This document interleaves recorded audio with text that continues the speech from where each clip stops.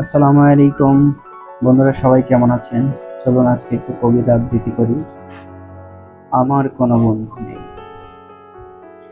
আমার চারপাশে মানুষের ভিড়, তবু যেন আমি একা।